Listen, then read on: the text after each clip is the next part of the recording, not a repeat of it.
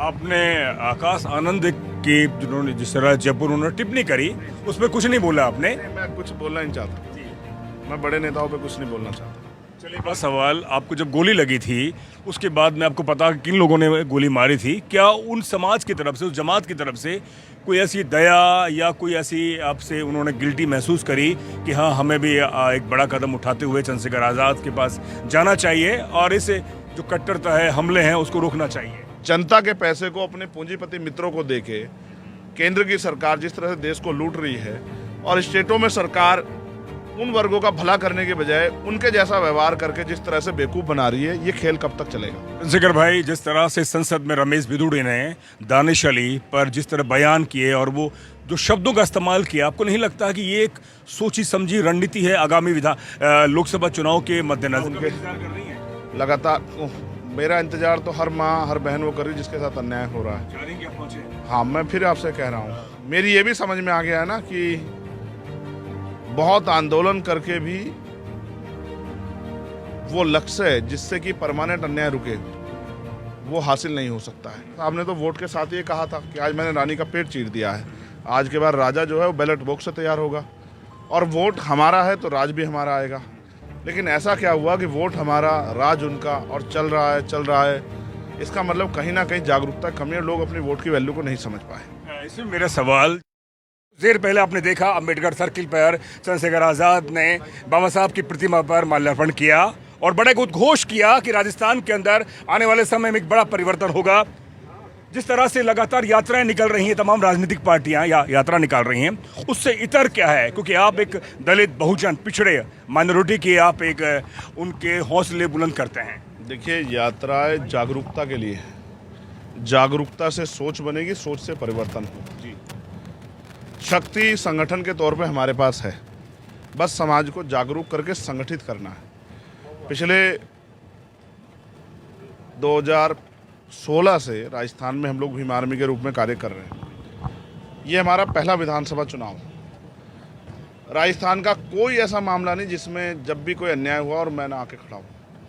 और ऐसा समझिए कि जब तक मैं नहीं आता तब तक यहाँ की सरकारें आंखें नहीं खोलती। चाहे जितेंद्र मेघवाल हो, इंद्र मेघवाल हो, कार्तिक भील हो, तोला गुजर हो,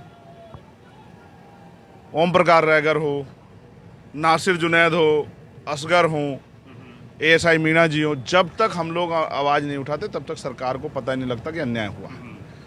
सीएचए की भर्ती का मामला हो, थर्ड ग्रेड टीचर की ट्रांसफ़र का मामला हो, आशा आंगनबाड़ी कार्यकर्ताओं का मामला हो, किसानों की फसलों के दाम की बात हो, मजदूरों के लिए न्यूनतम वेतन की बात हो, हर मामले पे हम यहाँ लड़े हैं। ये यात्रा के जरिए हम जनता को जागरूक करके इस बात के लिए जागरूक भी इस बात के लिए करना चाहते हैं कि उन्होंने भारतीय जनता पार्टी की भी सरकार देखी और कांग्रेस पार्टी की भी सरकार देखी, और उन दोनों सरकारों में आकलन करने के बाद उनको अपने हितों को, अपने अधिकारों को जानना चाहिए कितना परिवर्तन उनकी ज़िंदगी में आया। और जब मैं ये बात उनसे ज़मीन पे पूछता हूँ तो वो कहते हैं कि वो भी ऐसी थी और ये भी ऐसी थी, हमारी ज़िंदगी में कोई परिवर्तन नहीं। और सच तो ये है, अगर सुबह कमज़ोर वर्ग के लोग, किसान कमेरे लोग मेहनत करने खेत में ना जाए या मजदूरी पे ना जाए तो शाम में उनके घर पे आटा ना आए, रोटी ना बने। आज़ाद हुए 75 साल हो गए हैं, वोट हमें मिल गई थी 52 में, और वोट के जरिए जो है 52 में जब लोकतंत्र आया तब से वोट हमारे लोग दे रहे हैं, तो इनकी ज़िंदगी में परिवर्तन क्यों नहीं हुआ?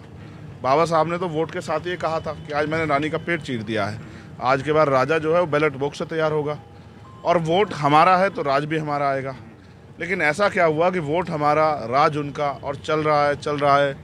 इसका मतलब कहीं ना कहीं जागरूकता कमी है, लोग अपनी वोट की वैल्यू को नहीं समझ पाए। इसमें मेरा सवाल, जो राजनीतिक पार्टियां जो सत्ता में हैं इस समय राज्यों और केंद्र में, वो दलित, आदिवासी, पिछड़ों के वोट को सिर्फ चुनावी वोट समझती है और उसके बाद उन्हें अधिकार नहीं मिलता। उसके बारे में क्या कहेंगे? देखिए, अधिकार मिलेगा भी नहीं, क्योंकि उनका लक्ष्य इन वर्गों का सशक्तिकरण है ही नहीं। अगर सशक्तिकरण होता तो शायद आज कुछ तो उन्होंने इनके लिए बेहतर किया होता। अब तो ये है कि जो बजट इनके लिए आता है उसको भी दूसरे मदों में खर्च करके और उस तरक्की को रोकने के लिए जितने हथकंडे अपनाए जाते हैं उतने हथकंडे अपनाए जा रहे हैं। पहले इसका एक उदाहरण, पहले सरकारी स्कूलों में पढ़ाई होती थी और गरीबों के लिए अवसर थे सरकारी स्कूलों में, कि सरकारी स्कूल में पढ़ के गरीब के बच्चे भी आगे बढ़ रहे थे। अब सरकारी स्कूल बंद किए जा रहे हैं, प्राइवेट इतने महंगे कर दिए गरीब जा नहीं सकता है। फिर नौकरियां मिल जाती थी, अब भर्तियां नहीं आती, लेटरल एंट्री से भर्तियां होती हैं, और जो जहां भर्ती भी होती है वहां उनमें घोटाले हो जाते हैं, और बचे खुचे जितने सरकारी डिपार्टमेंट उनका निजीकरण हो रहा है। जब हम एजुकेशन लेके भी आगे बढ़ एजुकेशन लेके पढ़ भी लें और हमें रोजगार ना मिले, लोन हमें मिलता नहीं है, उद्योग धंधे में अपने लगा नहीं सकते हैं क्योंकि लोन भी उन्हें मिलेगा जिनकी सरकार होगी, या सरकार जिनको कहेगी इनको दे दो। यहाँ तो इतने बड़े लोग, फ्रॉड लोग हैं जो बहुत सारा पैसे लेके भाग गए। अभी 11,000 करोड़ रुपए माफ हुए एक बिजनेसमैन के। ये 11,000 करोड़ रुपए किसके हैं? क्या सरकार लाई है कहीं से? जनता के पैसे को अपने पूंजीपति मित्रों को देके केंद्र की सरकार जिस तरह से देश को लूट रही है, और स्टेटों में सरकार उन वर्गों का भला करने के बजाय उनके जैसा व्यवहार करके जिस तरह से बेवकूफ़ बना रही है, ये खेल कब तक चलेगा? इसलिए हमारे लोगों की तरक्की तब होगी जब उनके पास पॉलिटिकल पावर होगी। लाखों की संख्या में वो रोड पे खड़े हो जाएं, कुछ नहीं होगा। खूब नारे लगाएं, कुछ नहीं होगा।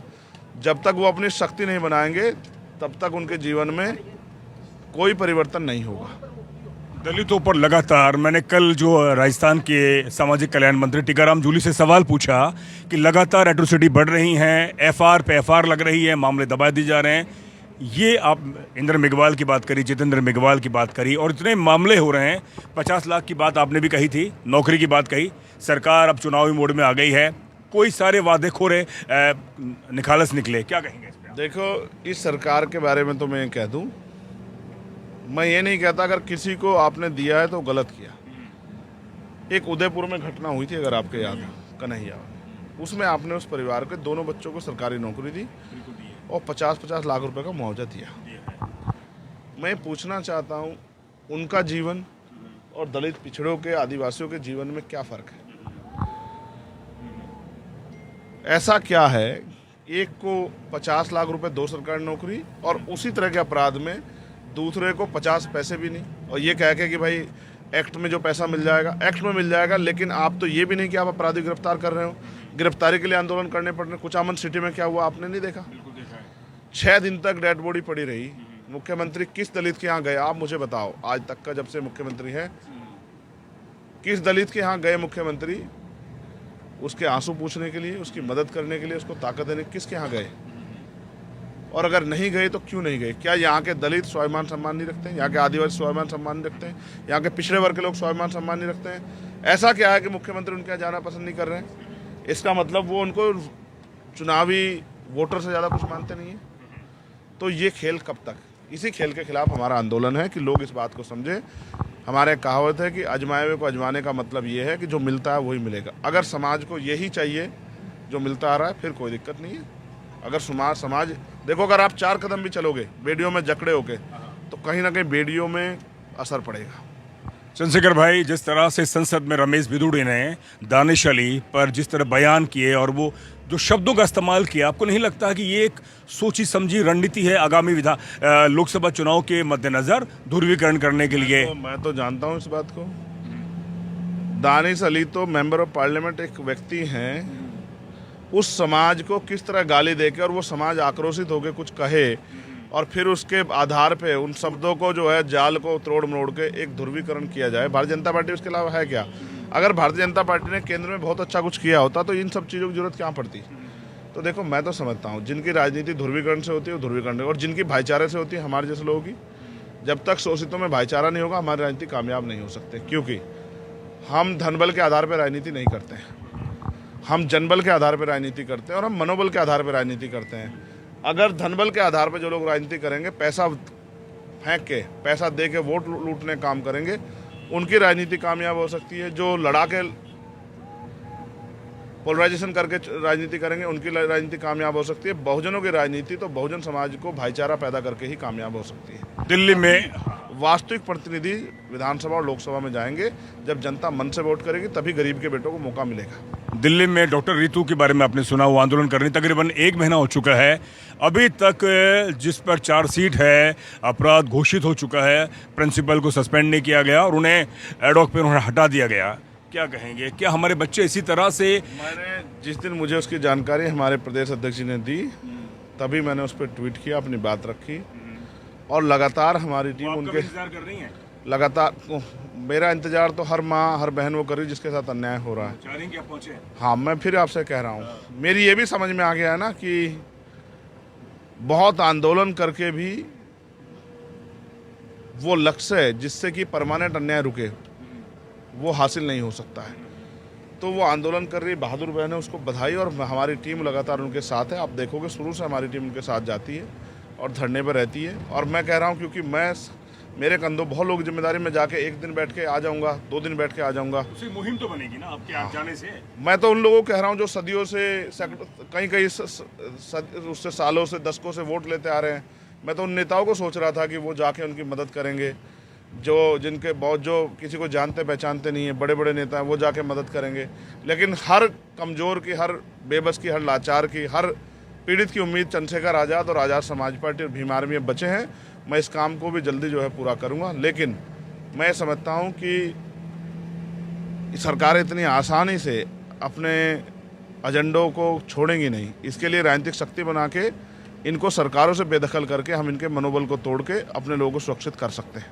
बड़ा सवाल, आपको जब गोली लगी थी उसके बाद में आपको पता कि किन लोगों ने गोली मारी थी, क्या उन समाज की तरफ से, उस जमात की तरफ से कोई ऐसी दया या कोई ऐसी आपसे उन्होंने गिल्टी महसूस करी कि हाँ हमें भी एक बड़ा कदम उठाते हुए चंद्रशेखर आज़ाद के पास जाना चाहिए और इस जो कट्टरता है, हमले हैं, उसको रोकना चाहिए? दया के पात्र तो हम लोग सदियों से रहे हैं। हमारी बस्तियां जली, सामूहिक हत्याएं हुई, दुराचार, यौनाचार अपराध हुए, हमारा सामाजिक बहिष्कार हुआ, हम भूखे मरे, हम जलाए गए, हम उल्टे लटकाए गए, सताए गए। किसी ने कभी हम पे दया की नहीं और हम दया चाहते भी नहीं हैं। ये लोकतांत्रिक देश है, हम दया के भरोसे नहीं रहना चाहते।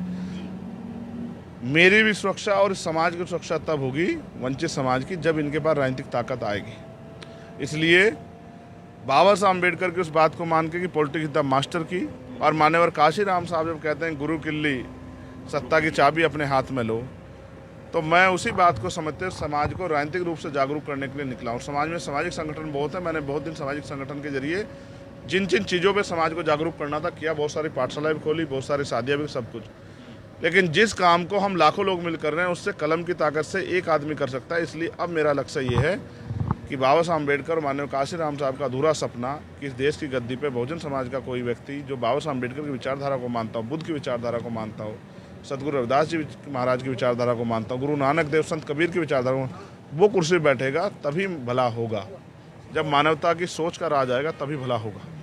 आपने आकाश आनंद की जिन्होंने जिस तरह जयपुर उन्होंने टिप्पणी करी उस पर कुछ नहीं बोला आपने? नहीं, मैं कुछ बोलना नहीं चाहता। मैं बड़े नेताओं पे कुछ नहीं बोलना चाहता। चलिए, बहुत बहुत शुक्रिया। चंद्रशेखर आज़ाद नेताओं और बड़े घरानों पे बोल के अपना समय खराब नहीं करना चाहता। बड़े लोग कभी गरीब को रिश्तेदार अपना मानते नहीं और मुझे किसी को रिश्तेदार बनाने का कोई शौक़ नहीं है। मैं तो ये कहता हूँ कि हर गरीब जो है उसको भी वही सुविधाएं और अवसर मिले जो बड़े घरानों के लोगों को मिल रहे हैं। ये लड़ाई तभी पूरी होगी जब उनको वही सम्मान का जीवन मिलेगा। धन्यवाद। राजनीतिक चेतना जिस तरह से बड़ी है और आपके आने से मैं अभी जयपुर से आ रहा था, एक ही बात कर रहा था कि चंद्रशेखर आज़ाद ने बहुजन दलित में जो वैक्यूम था, खालीपन था, उसको भरा है और ठस कैसे भरा है। ये जो आपने भरा है, मुझे लगता है कि आने वाले समय में राजनीतिक सत्ता में आप पाएंगे। और जिस जो हुजूम आपको चाह रहा है, ये धन्ना सेठों की पार्टियों से, उद्योगपतियों की पार्टियों से और मनुवाद की को मानने वाली सोच की पार्टियों को ये बर्दाश्त नहीं हो रहा है। इसलिए क्योंकि CBI, ED, income tax, NIA झूठे मुकदमे और जेल से चंद्रशेखर को नहीं डरा सकते, उसके साथियों को नहीं डरा सकते। इसलिए मुझ पे मेरी हत्या करने के लिए प्रयास कर रहे हैं, इसलिए मेरे ऊपर गोली चला रहे हैं। मैं उनकी गोलियों से नहीं डरता। जब तक मेरे शरीर में जान है, मैं मान्यवर काशीराम साहब और बाबा साहब अम्बेडकर की विचारधारा को आगे बढ़ाने का काम को करता रहूँगा। समाज में जागरूकता पैदा करने के लिए संघर्ष करता रहूँगा। धन्यवाद। बहुत बहुत शुक्रिया। हमारे साथ थे चंद्रशेखर आज़ाद। एक बहुत बड़ी मुहिम है, संविधान बचाओ आंदोलन और बड़ी यात्रा है। जो गरीब, दलित, वंचित, गुर्बत के जो लोग हैं, जो अपना हक और अधिकार चाहते हैं और जिस तरह से लगातार संविधान पर भी हमले हो रहे हैं, उसी को बचाने के लिए एक बहुत बड़ी मुहिम राजस्थान में भी वो चला रहे हैं और कुछ ही पलों में अब मालाखेड़ा पहुंचेंगे और हज़ारों की संख्या में मालाखेड़ा में उनका इंतज़ार कर रहे हैं। मैं लगातार यही बात कर रहा हूं कि भाई क्या किस तरह की व्यवस्था है, तो वहाँ पर इंतज़ार कर रहे हैं चंद्रशेखर आज़ाद का। हम वहाँ पर भी उनकी पूरे आंदोलन को, पूरी सभा को भी दिखाएंगे। बहुत बहुत शुक्रिया। जय भीम। मैं आपसे हाथ मिलाना चाहता हूँ। जय भीम। बहुत बहुत शुक्रिया। मेरे सहयोगी रमन वर्मा के साथ मैं डॉक्टर महेश वर्मा। शुक्रिया, धन्यवाद। जय भीम।